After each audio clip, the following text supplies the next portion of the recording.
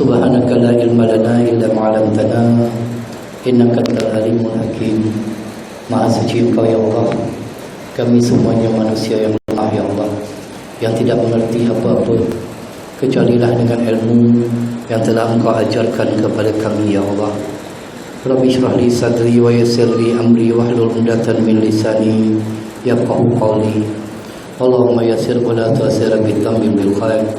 Wala haula wala quwwata illa billahi al-'aliyyil 'azim. Amma ba'd.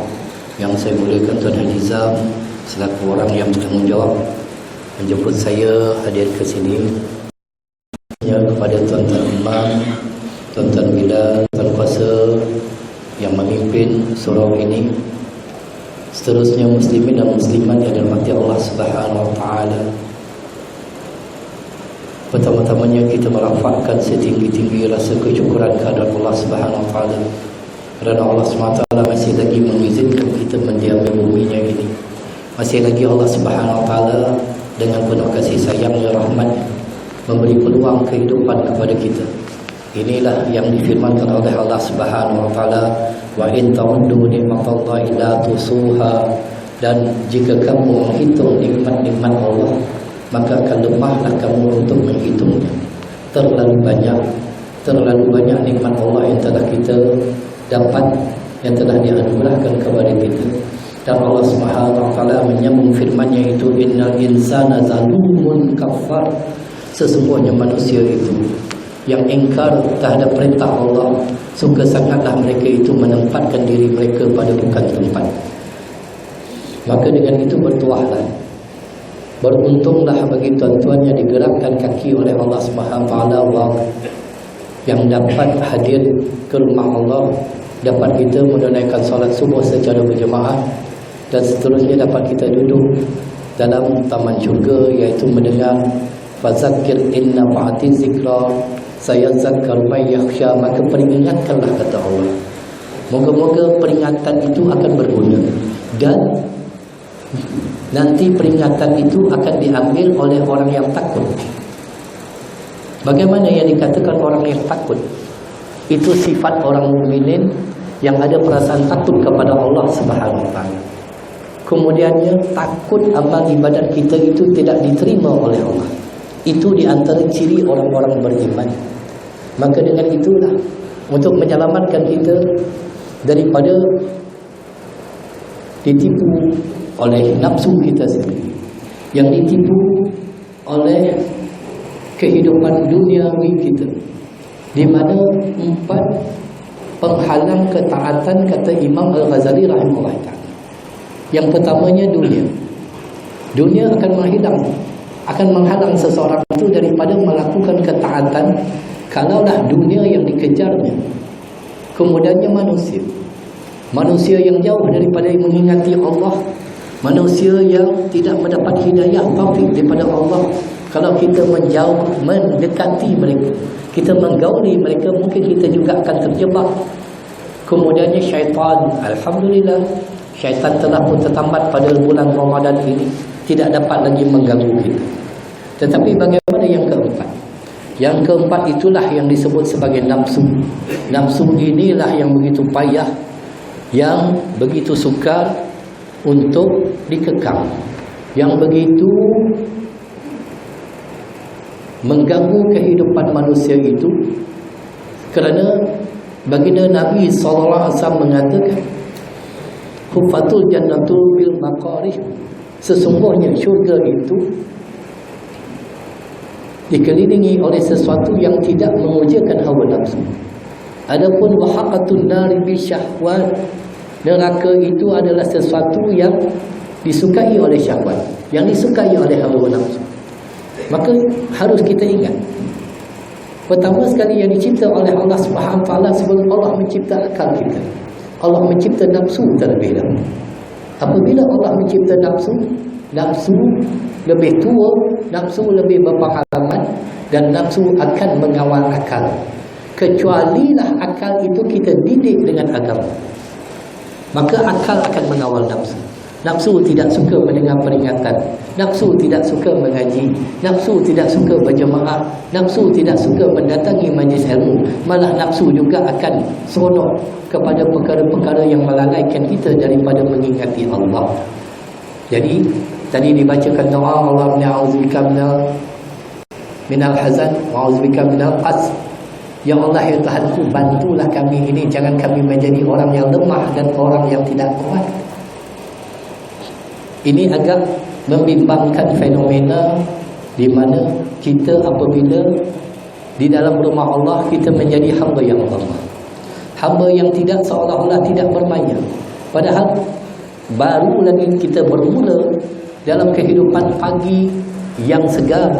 Sepatutnya pagi itu menyegarkan kita, tetapi bagaimana pagi itu tidak menyegarkan kita?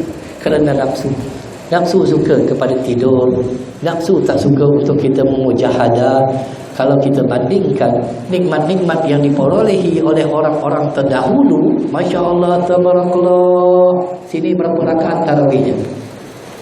8 saja. Sampai pukul 10. Paling tinggi 10.30, campur zikir, campur more, pukul 11. Sayyidina Umar ibn Khattab radhiyallahu ta'ala memerintahkan Ubay bin Ka'ab dan juga Tamim al-Darimi menunaikan solat tarawih 8 rakaat.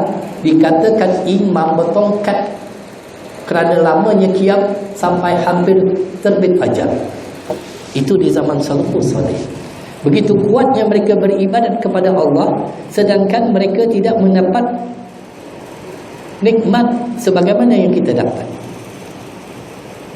Di zaman salafus salih, para sahabat Nabi SAW, kalau mereka berpakaian hanya sehelai pakaian saja.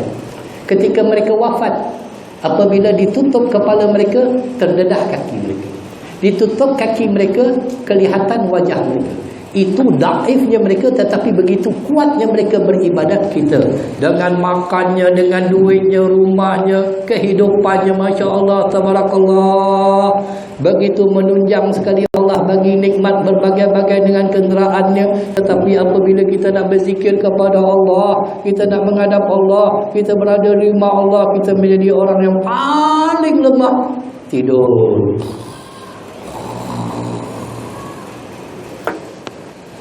Kenapa? Kenapa jadi macam itu? Kerana tak ada lagi pengalaman. Saya tak pernah lagi melihat ketika orang melihat pertandingan bola sepak, pertandingan antara JDT melawan PKNS di Stadium Shah Alam, sedang pemain itu bermain dengan rancak, ada orang tidur. Tak ada. Ataupun ketika mereka tengok konsert di dataran mereka, mereka tidur. Konsert artis-artis di dataran mereka satu ketika dulu. Pernah tak kita tengok penontonnya tidur? Tak pernah. Tetapi kenapa kita ini yang disaksikan oleh Allah, disaksikan oleh malaikat, kita ini produknya Allah. Kita menjadi lemah di rumah Allah, seolah-olah kita tidak ada tenaga, tidak ada kekuatan. Oh, macam mana kita dikatakan laqad khalaqnal insana fi ahsani taqwim, sebaik-baik makhluk kejadian. Bagaimana kita dikata wa akrami bani Adam, dan sesungguhnya kami memuliakan Bani Adam, seorang yang dimuliakan oleh Allah, umat yang termulia, umat yang terhebat. Sepatutnya kita gagah berdiri di hadapan Allah. Sepatutnya kita bermujahadah di hadapan Allah. Bukannya apabila kita datang di rumah Allah, waktu kutubahnya, waktu pengajiannya, waktu kuliahnya, kita tidur. Boleh tidur, tetapi nanti di dalam kubur. Boleh kita nak tidur tanpa ada gangguan, nanti ketika kita di dalam kubur, itu waktunya untuk kita tidur. Tetapi kalau di rumah Allah juga kita tidur, bermakna kita itu telah ditunggang oleh hawa nafsu kita. Kita telah dilalaikan daripada mengingati Allah oleh hawa nafsu kita. Masya Allah, tabarakallah. Ini nikmat, nikmat kehidupan, nikmat dengan makannya tadi, dengan iftarnya, dengan morenya, dengan berbagai-bagai lagi telah kita dapat daripada Allah. Kalau Allah tanya kita satu persatu, apakah mampu kita untuk kita menjawab? Ingat, ketika perjanjian kita dengan Allah, Allah bertanya, alastu bi rabbikum, bukankah aku ini Tuhan engkau? Kita semua menjawab, bala syahidna. Bahkan sesungguhnya memang Engkaulah Tuhan kami. Ketika itu kemesraan kita hanya dengan Allah. Kita tak ada bermesra dengan kedua orang tua kita, belum kenal lagi. Kita belum kenal anak dan isteri kita. Kita belum kenal sanak saudara kita. Kita belum kenal dunia ini. Tidak ada gangguan daripada syaitan, iblis lanatullah yang akan menggoda kita kerana perhubungan kita hanya dengan Allah ketika itu. Kemesraan kita hanya dengan Allah. Maka dengan itulah kita menjawabkan, bala syahidana. Memanglah Engkau Tuhan kami. Tidak ada selain daripada itu. Tetapi apabila kita dilahirkan ke alam syahadah, kita mula mengenal dunia, kita mengenal manusia, kita diberikan kenikmatan dunia, sehingga kan Allah tidak lagi menjadi tumpuan kepada kita. Tidak lagi kita memfokuskan diri kita kepada Allah. Kita lebih kepada duniawi, kita lebih kepada nafsu, kita lebih kepada keseronokan dunia. Masya Allah, tabarakallah. Ini maka dengan itulah diutuskan para rasul kepada kita untuk mengingatkan kepada kita tentang kelupaan kita, perjanjian kita di hadapan Allah terlebih dahulu. Dulu pernah kita berjanji dan kita akan ditanya apabila sampai waktunya, yang mana kehidupan kita begitu singkat. Siapa yang mengatakan kehidupan mereka begitu panjang? Siapa boleh menjamin kehidupan mereka yang akan ada lagi esok hari? Imam Al-Ghazali rahimahullah ta'ala mengatakan kehidupan hanya 3 hari. Semalam telah berlalu dan sekaranglah yang ada. Besok belum tentu lagi kita akan diberi nafas oleh Allah SWT. Belum tentu lagi. Berapa ramai yang mereka itu tak sempat walaupun berdoa wa balighna Ramadan, tak sampai umur mereka sampai bulan Ramadan. Hatta dalam bulan Ramadan pun telah ditentukan oleh Allah Subhanahu wa taala tercabut nyawa mereka itu. Kita lihat sendiri. Apakah kita mampu untuk bertahan menungkat dunia? Apakah selamanya kita akan menungkat dunia? Tidak. Baginda Nabi SAW mengatakan umur umat aku hanyalah 60 ke 70 tahun. Satu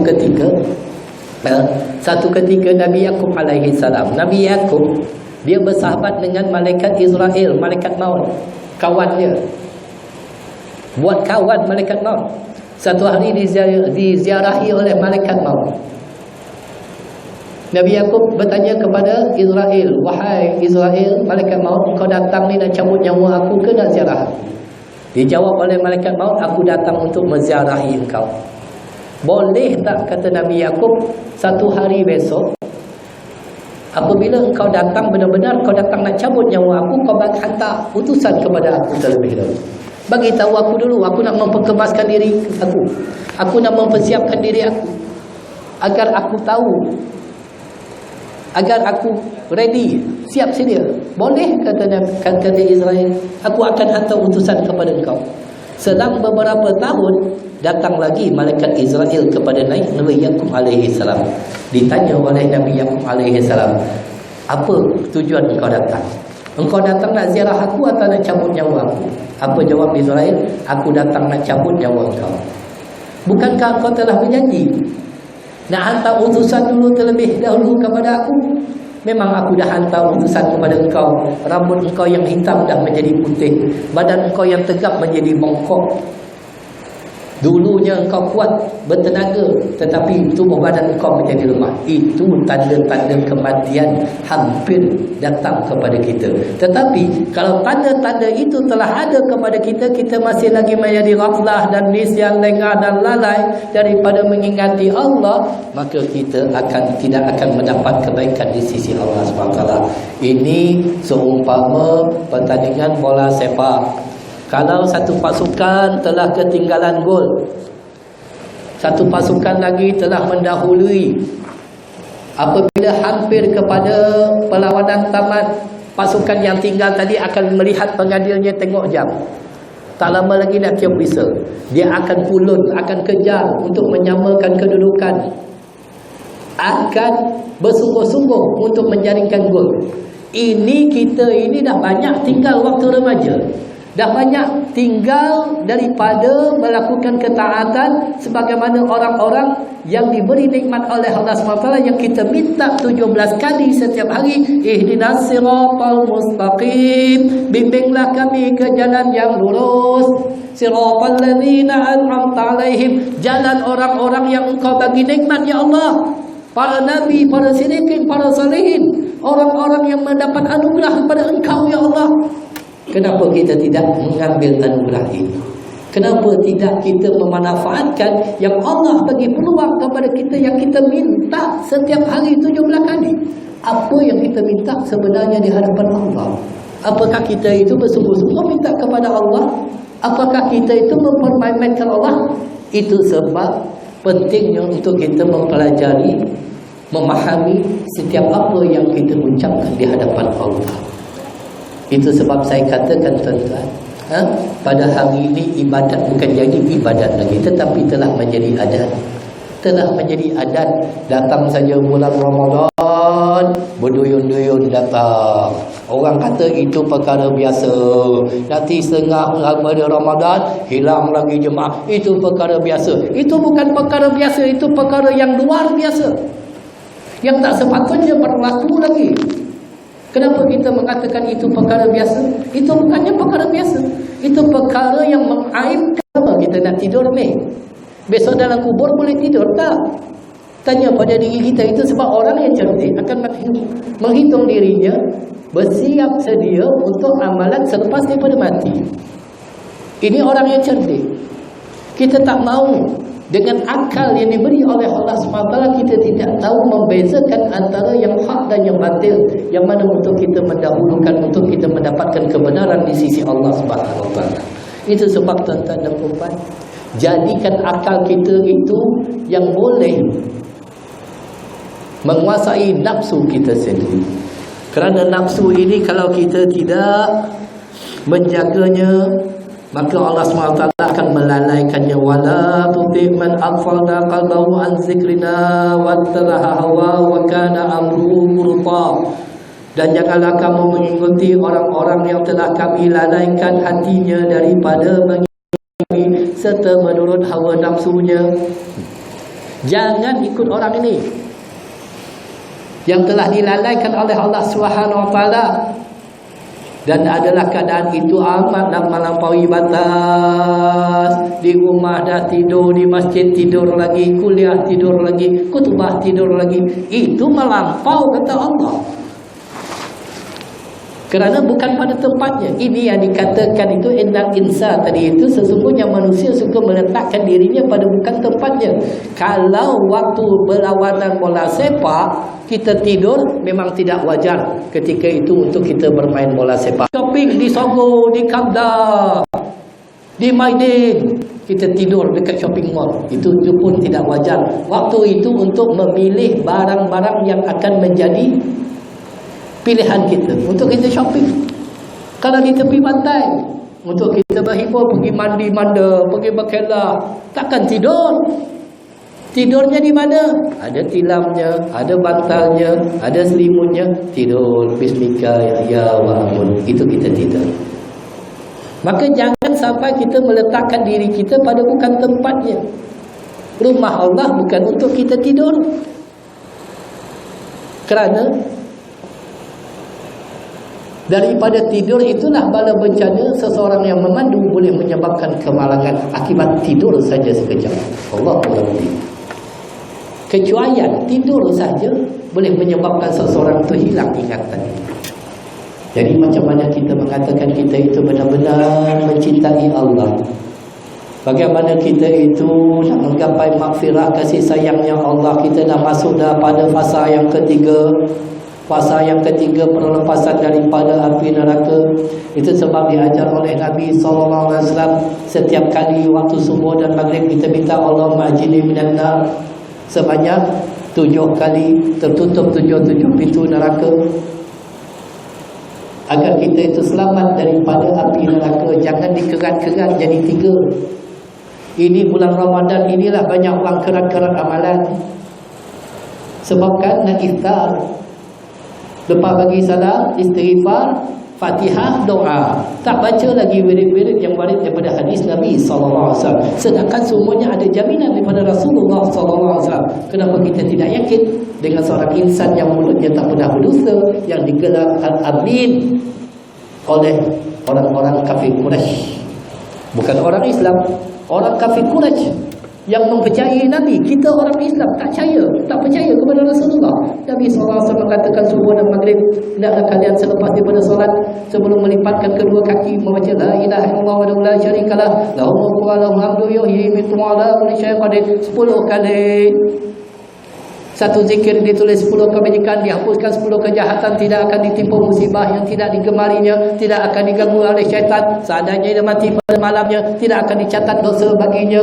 Dalam riwayat yang lain, seumpama dia telah memerdekakan 10 orang hamba saya, siapa bagi jaminan? Rasulullah SAW. Tak juga kita percaya. Itu sebab baginda Nabi SAW mengatakan kepada Sayyidina Muaz bin Jabal radhiyallahu ta'ala, sesungguhnya aku cinta kepada engkau wahai Muaz, aku cinta kepada engkau.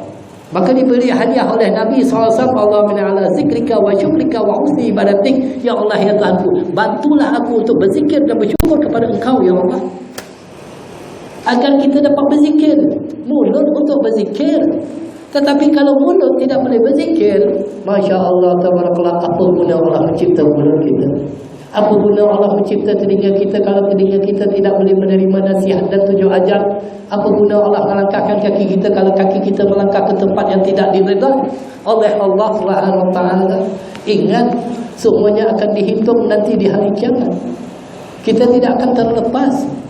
Kita akan menjawab satu persatu apabila kita dalam keadaan sakaratul maut. Bagi orang yang soleh, alhamdulillah, ketika itu duduk Israel, malaikat maut di kepala kita, duduk di kepala kita. Datanglah saujana mata mandang malaikatul rahmah yang membawa kapur barus dan kain kafan daripada syurga, seumpama menyambut kelahiran bayi yang baru lahir.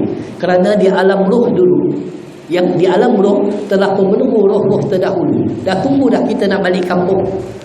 Tunggu dah, mungkin mak kita, bapak kita, anak kita, saudara mara kita dah tunggu dah bila kita nak balik. Ketika itu bagi orang yang soleh, apabila nak dicabut rohnya itu, masuklah malaikat melalui kaki, memasuk melalui tangan mereka, berhenti pada setiap sendi, berhenti di lutut, tangan berhenti di siku, daripada lutut berhenti di perut, kemudian masuk lagi malaikat, berhenti, akhirnya berhenti kumpullah roh itu di halqum ini. Datanglah perintah Allah Subhanahu wa taala kepada Israel, cabutlah nyawa hamba-Ku ini. Dicabut dengan penuh kasih sayang bagi orang yang soleh.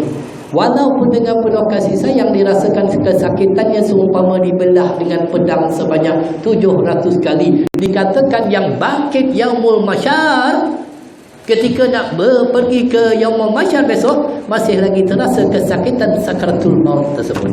Begitu sakitnya.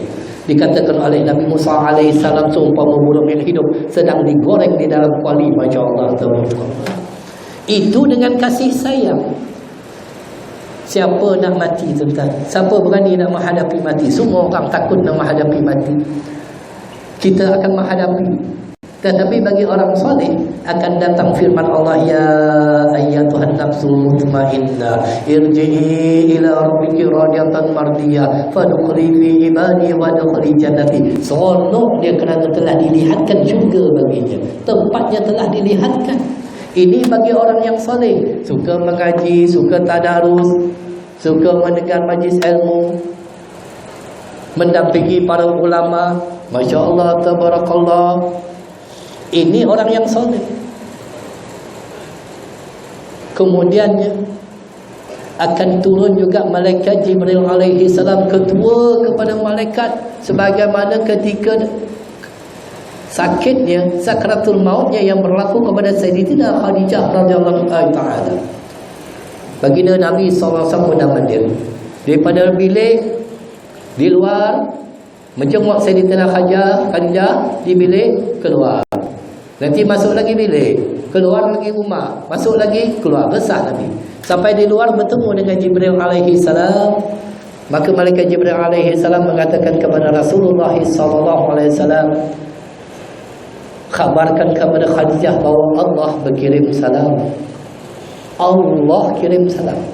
Maka Nabi SAW mengkhabarkan kepada Sayyidina Khadijah bahawa Allah berkirim salam. Dijawab oleh Sayyidina Khadijah, Allahumma antas salam wa minkas salam wa alaika yurus salam. Fainarana bis salam. Masya Allah. Itu bagi orang yang soleh. Begitu juga ketika Nabi SAW hampir kepada sekatul maut, datang juga Sayyidina Jibril. Tetapi Sayyidina Jibril alaihi salam memalingkan wajahnya kerana tak sanggup melihat kesakitan yang ditanggung oleh baginda Nabi SAW. Sehingga kan ditegur oleh Nabi SAW, wahai Jibril, apakah engkau tidak lagi sudi melihat kepada aku? Tak sudi lagi kau melihat kekasih engkau, sahabat engkau ini? Bukan aku tidak sudi, kata Jibril, tetapi aku tak sanggup melihat kekasih aku dalam keadaan keperitan menanggung sakaratul maut. Bagaimana pula bagi orang yang tidak soleh? Datang juga segomrolan malaikat. Malaikatul azab dicabut, bukannya berhenti pada setiap sendi, disertap begitu saja, keluar pada mata, keluar pada hidung, keluar pada telinga dengan begitu sakit sekali. Allahu Rabbi. Apabila kita dibawa ke alam barzakh, masuk ke dalam kubur, sebelum datangnya malaikat Munkar dan Nakir, datang malaikat bernama Ruman. Ini disebut dalam kitab Daqaiqul Akhbar. Malaikat Ruman bertanya, wahai mayat, catatkan, tuliskan setiap apa saja perbuatan engkau ketika engkau di atas muka bumi itu. Catatkan. Kita pun berkata, wahai Ruman, bagaimana aku nak menulisnya? Sedangkan aku tidak mempunyai pen, aku tidak mempunyai dawan. Gunakan jari engkau sebagai pen, air liur engkau sebagai dawan.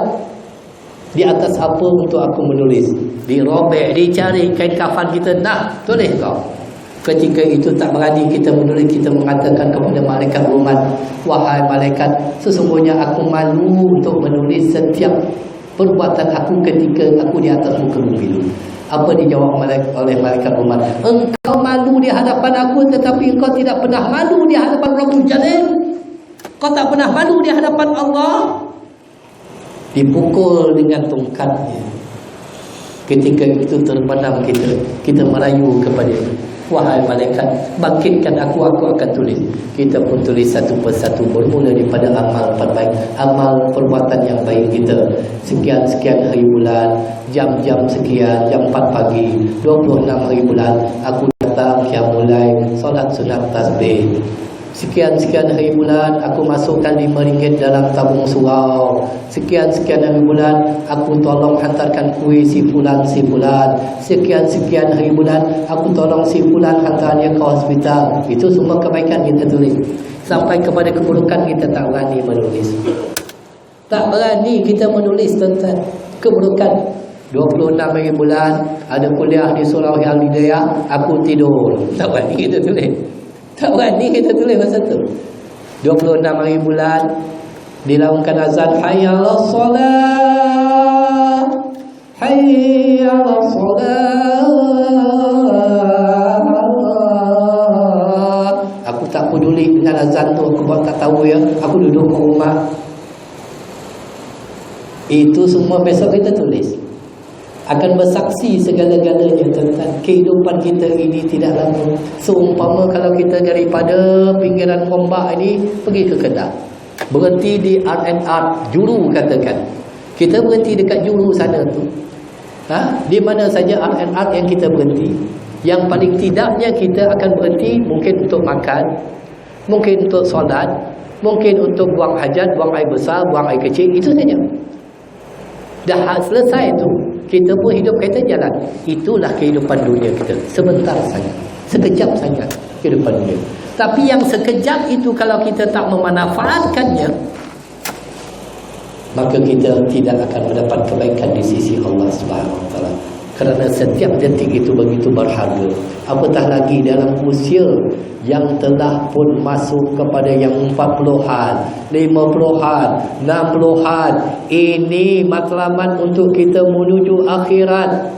untuk kita bertemu dengan Allah Subhanahu wa taala yang sebenar-benarnya. Faman kana yarju liqa'a rabbi falyamal amalan shalihan wala yusyrik bi ibadati rabbih ahada. Oleh itu sesiapa yang benar-benar yakin bertemu dengan Allah Subhanahu wa taala, hendaklah dia beramal soleh tanpa dia menyekutukan Allah dengan sesuatu.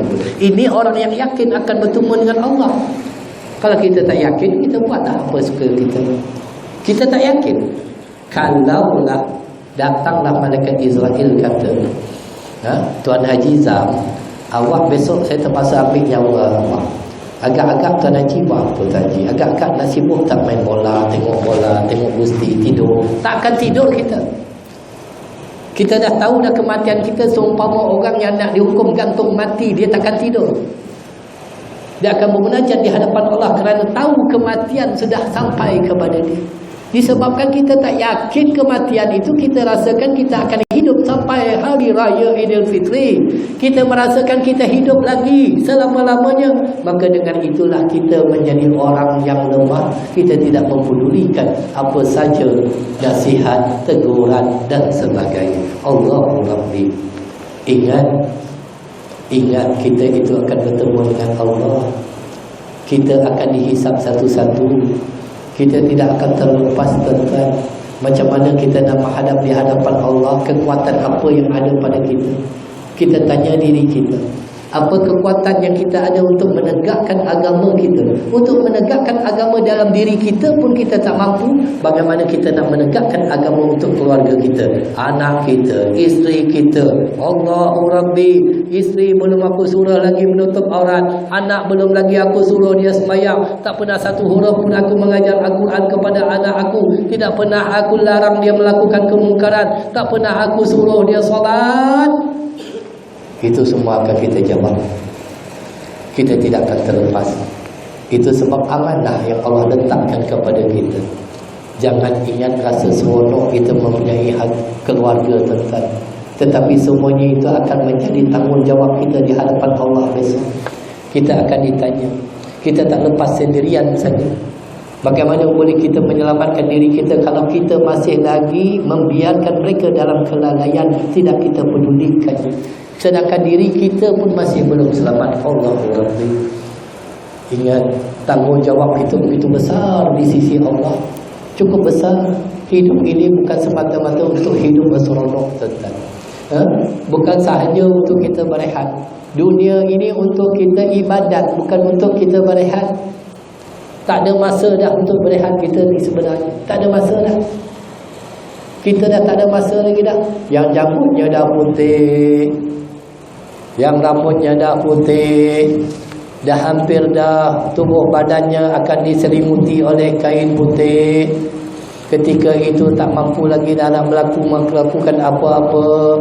Ketika itu walau tara izil mujrimin nakisu ru'usihim inda rabbihim rabbana absarna wa sami'na farji'na na'mal salihan inna muqinun. Sungguh ngeri mereka yang berdosa itu tunduk di hadapan Allah sambil berkata, Ya Allah, kami dah lihat, kami dah dengar betapa pedihnya azab Engkau, Ya Allah. Kembalikan kami ke atas muka bumi, kami nak beramal. Dah tak boleh lagi dah.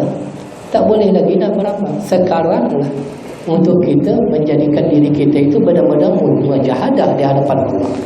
Kata guru kami, kalau seseorang itu kita bawa ke tempat pelancongan, semisalnya, contohnya bawa dia ke Disneyland ataupun Langkawi. Sampai di sana, sepatutnya pergi Disneyland kan ada permainan yang macam-macam ada. Langkawi kan banyak tempat-tempat untuk kita lawati, tempat menarik untuk kita lawati. Sampai sana kawan kita yang kita bawa tu, dia tidur. Itu tandanya jangan dibawa di sana, bawa di hospital sebab dia sakit. Tak sesuai dibawa di sana. Ataupun dibawa ke stadium Wembley, Liverpool lawan Manchester. Masya Allah, tabarakallah. Semalam siapa lawan? Wallahualam. Ada kaki bola ini? Ada kaki bola ini? Dia dah mula dah. Piala Eropah. Piala Eropah itu dah tak dia dah. Semalamnya Wales lawan Ireland. Ini geng-geng Aswaja ni semua geng bola ni tuan-tuan. Geng-geng Aswaja ni. Cuma ditulisnya dekat sini tu suku akhir patan Switzerland lawan Poland 2-1, Switzerland lawan Poland 5-4 Euro Cup. Allah Rabbi. Jadi kalau kita pergi tengok Euro Cup ketika itu, duduk stadium bola, orang semua menonton perlawanan tu, kita tidur. Janganlah dibawa ke sana. Itu orang tu sakit, hantar ke Gleneagle, hantar ke Ampang Puteri ataupun General Hospital. Jangan dibawa ke sana. Itu sakit. Orang sakit jangan dibawa ke sana. Tetapi kalau ketika kita bermunajat di hadapan Allah, kita duduk dengan dikelilingi oleh para malaikat yang menebarkan sayapnya memohon keampunan kepada Allah, yang duduk dalam majlis ilmu, melihat orang ini ketika mendengar majlis ilmu dia tidur. Ini orang tu sakit jiwanya. Jiwanya sakit. Ubat kepada jiwa yang sakit, zikir. Ubat kepada jiwa yang sakit, Al-Quran. Untuk membaikkan jiwa kita itu, rohaninya sakit. Kalau pemakanan itu membaikkan jasad, zikir itu akan membaikkan hati. Zikir akan menguatkan diri kita. Itu sebab jarang sekali kita malu, tuan-tuan. Cukup kita malu. Saya pernah menonton dalam TV, saya pernah menonton di mana-mana sekalipun filem-filem Eropah yang menunjuk keadaan di dalam gereja. Mereka itu mendengar padrinya sedang berucap dengan penuh bersemangat. Kecuali yang tidur ketika itu cuma Mr. Bean aja. Mr. Bean aja tidur. Sampaikan Mr. Bean cuba nak bangun, tuan-tuan, makan gula-gula, jatuh pula gula-gula tu dimain dengan kasutnya. Pernah tengok tu? Ketika itu mendengar syarahan daripada padri. Kalau kita mendengar syarahan tidur, kita lemah daripada orang Kristian. Macam mana kita nak lawan mereka? Allahu Rabbi. Macam mana kita nak lawan mereka? Saya pernah juga menonton filem. Isteri saya dia suka tengok Hindustan, anak saya juga suka. Cerita India pun dia tengok, terpulang dah. Itu kesukaan masing-masing. Cerita Hindu pun dia tengok juga. Kamal Hassan lah apa semua dia tengok. Jadi saya tengok ketika dalam kuil itu mereka benar-benar bertafakur di hadapan berhala yang disembah itu. Tak ada yang tidur. Tak ada yang tidur. Kita di rumah Allah tidur. Allahu Rabbi. Lemahnya kita daripada Hindu, lemahnya kita daripada Cina, lemahnya kita daripada Kristian. Macam mana? Ini pinggiran Batu Kif. Kalau tak percaya pergi di Batu Kif. Balik nanti ikut Abang Azri singgah di Batu Kif sana. Tengok ada tak mereka tidur ketika menghadap Allah, menghadap Tuhan mereka. Tak ada. Tak ada mereka tidur. Kita menghadap Tuhan kita tidur. Jadi macam mana kita itu begitu lemah, tak bermaya, belum habis Ramadan lagi, semangat tak ada. Allah, lemahnya orang Islam dalam bermujahadah ketika Nabi SAW 17 Ramadan dengan peperangan Badarnya bersemangat melawan tentera musyrikin. Kita belum lagi berperang. Berperang hanya dengan hawa nafsu pun tak mampu. Allahu Rabbi. Macam mana kalau kita itu diserang? Menyuruh kita. Silap-silap dalam kain rumah kita. Jadi tuan-tuan dan puan-puan, ini baki Ramadan yang 10 malam terakhir, yang ketika itu Nabi SAW mengikat kuat-kuat kainnya dan menjauhi daripada menggauli isteri-isteri baginda. Berapa isteri Nabi? Semalam saya sebutkan di surau An-Nur, Taman Kasturi Ceras. Saya peringatkan pada jemaah agar mereka itu menjauhi isteri-isteri mereka. Bukan isteri seorang dia tu pun dah monopos, nak juga berdamping lagi. Allahu Rabbi. Nabi ramai isteri dia, tinggalkan semua. Kita yang seorang tu pun tak boleh tinggalkan. Dah monopos pula tu, nak juga berdamping. Allah, tinggalkanlah sekejap saja 10 hari, lepas raya besok penuh itu pun tak boleh tinggal. Tuan-tuan dan puan, kita ini masuk alam barzah, takkan dia akan menjadi teman kita. Anak-anak juga tak akan menemani kita. Yang ada cuma amal kita. kekuatan kita untuk kita bertemu dengan Allah di alam barzakh. Itu sebab saya hidupkan amal-amal orang-orang terdahulu. Sekarang ini amal-amal sudah pun terhakis. Makin hilang amalan-amalan yang dibuat oleh para ulama-ulama salafus saleh dan juga orang-orang terdahulu. Orang-orang terdahulu kalau subuhnya selepas istighfar membaca la ilaha illallah wa la syarikalah lahul mulku wa lahul hamdu yuhyi wa ala kulli syai'in qadir 10 kali, membaca Allahumma jinna minan nar 7 kali, membaca Allahumma anta salam wa minka salam, membaca suratul Fatihah, membaca ayatul kursi, kemudiannya membaca lagi akhir daripada surah Al-Baqarah yang Allah simpan di bawah pembenaran arasy diberikan kepada Nabi sallallahu alaihi wasallam. Amana rasulu bima unzila ila min rabbih wal mu'minun kullun amana billahi wa malaikatihi wa kutubihi wa rusulihi. Sekarang tak ada lagi hidup lagi dah amalan tersebut.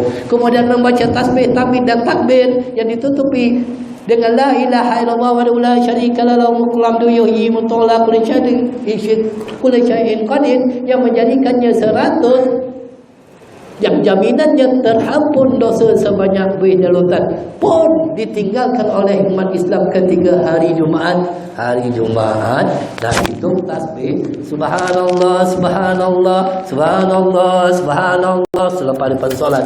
Alhamdulillah alhamdulillah alhamdulillah, tak ada lagi yang dihitung ketika hari Jumaat. Bukan lagi tasbih, bukan lagi zikir, bukan lagi apa yang ada jaminan daripada Nabi sallallahu alaihi wasallam. Yang dihitung pada hari Jumaat ialah yang dikutip di dalam tabung Jumaat. Ini tabung Jumaat, nanti AJK-nya kutip, kira satu persatu sampai petang. Sanggup kita mengira wang sampai petang. Menghitung zikir tak sanggup kita. Allahul Rabbi, apa kita nak jawab di hadapan Allah? Duit sanggup kita hitung tuan-tuan? Kalau yang dapat beri yang dulunya dibagi voucher, pergi bank tukar 500. Dekat bank kita kira. Turun lagi kita kira. Sampai rumah kita kira lagi. Ini nama itu zikir. Yang ucapan subhanallah itu kata Nabi SAW terlebih baik daripada yang sebesar gunung Uhud.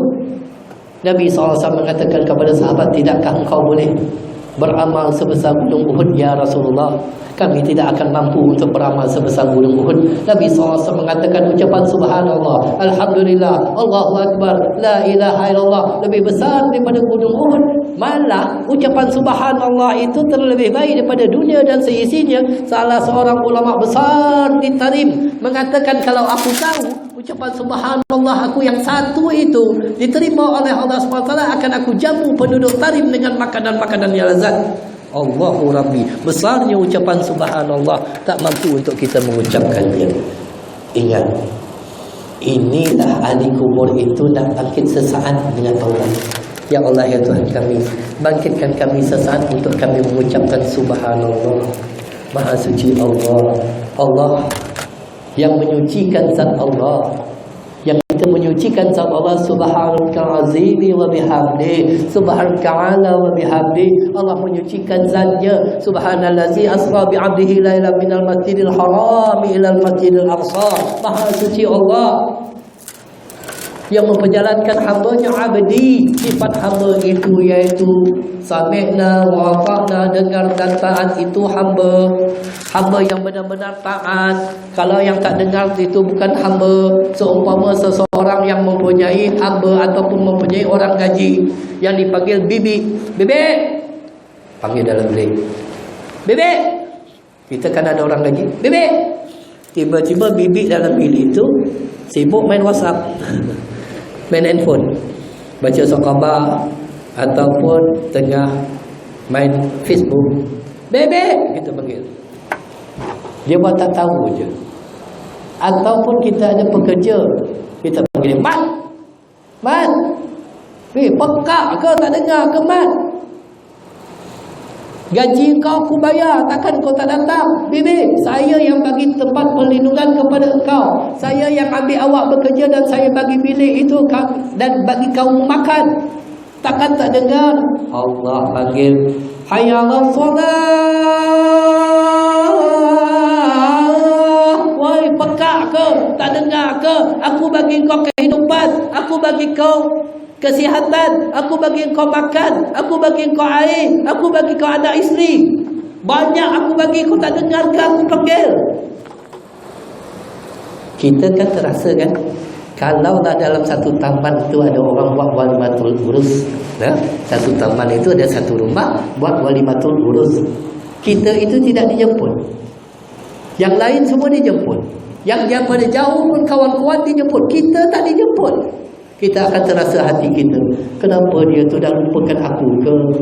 Apa salah aku dia tak jemput? Kalau Allah tidak mengizinkan kita datang ke rumah Allah, bermakna Allah tidak berkenan kepada kamu lagi. Jangan sampai Allah menutup pintu hati dan Allah tidak lagi berkenan kepada kamu. Allah tidak izinkan kaki kamu untuk melangkah ke tempat yang mulia. Ingat, ini yang kita takut, kalau Allah tutup pintu hati kita. Jadi saya tak nak bercakap panjang, tuan. Haji Zam pun dia bukan tak tahu hadis Nabi SAW menyatakan, barang siapa yang berpuasa kalau dia terlupa, maka dimaafkan. Letaklah air, mungkin saya terlupa, boleh saya minum. Tapi dia tak letak, macam mana aku nak minum? Tak apalah tuan-tuan. Jadi saya tak nak bercakap panjang.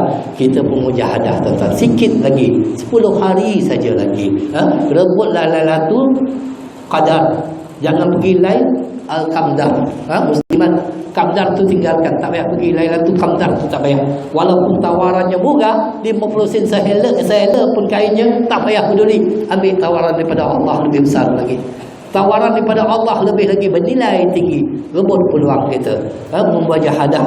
Kurangkan tidur pada 10 malam yang terakhir ini.